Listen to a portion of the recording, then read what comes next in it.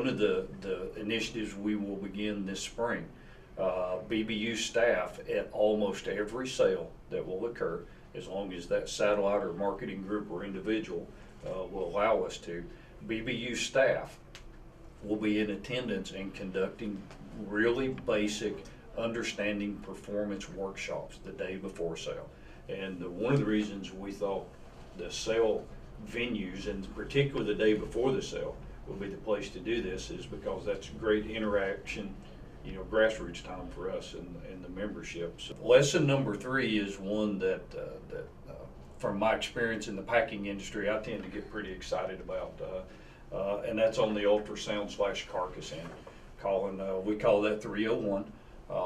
There is a tremendous amount of interest, both domestically and internationally, in improving carcass merit, not just in our breed, but in all breeds.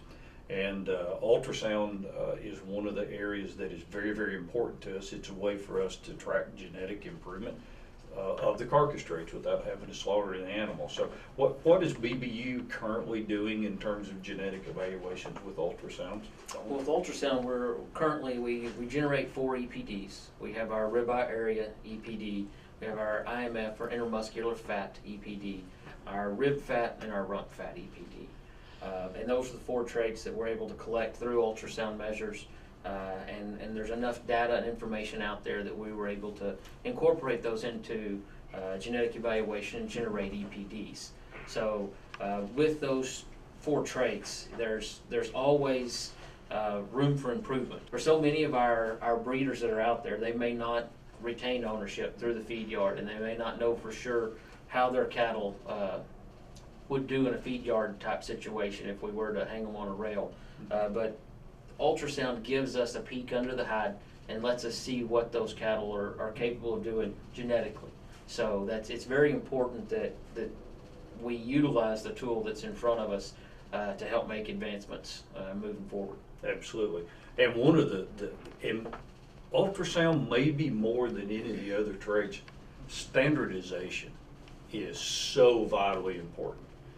Because there are so many different pieces of ultrasound equipment out there, different brand names, different sensitivities, different operators, and the environmental conditions can have a big impact. That's why, especially, in ultrasound, we really urge the use of EPDs. It is so important that our breeders understand how that information needs to be collected by UGC certified technicians and how that information must be sent, to a UGC certified lab for interpretation before it comes into our shop, where we can do those, genetic evaluations that lead to the EPDs. And regardless of which one of those environments they're in, those individual traits will be different. But once we plug them into the ratio and generate those EPDs from the ratios, it still allows us to see which animals excel within those environments and the genetic progress that they can help us make. If you really want to improve the IMF, intermuscular fat, in those cattle, use the IMF EPD.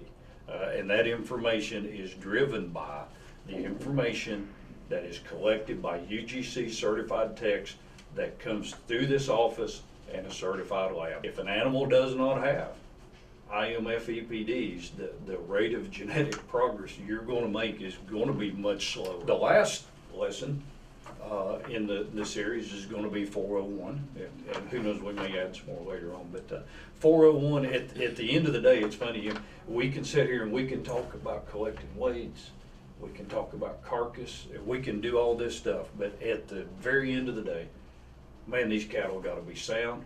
And you know what? I enjoy looking at good cattle. Absolutely. I enjoy looking. So the phenotypic quality, on cattle is every bit as important as all of the other stuff we've been talking about. So lesson 4, is where we talk about, what is the structural differences here? What is good? What is bad? So what's your concept, Colin, of what are some of the things that you think we need to cover when we get into that final part of this?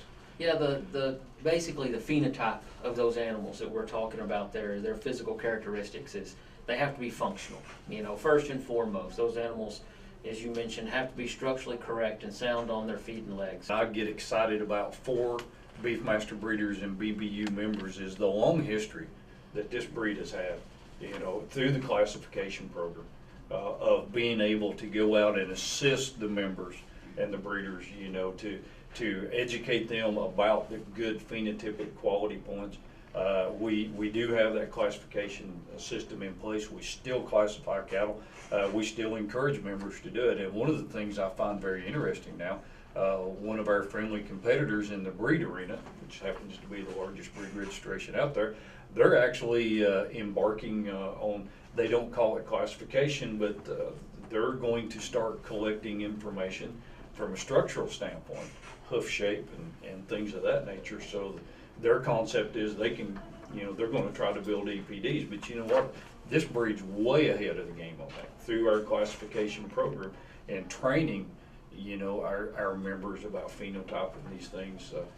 You know, we feel like we have a competitive advantage in that arena. Absolutely, as you mentioned, there's a rich history there, a long history from the classification programs that are out there, and as things continue to change and we start collecting more and more different data points out there, it's something that we've looked at in the past and will continue to look at in the future if there's a possibility of creating any kind of EPD numbers based off of our visual concept of these cattle and what we deem them in terms of a numbering system or a classification score.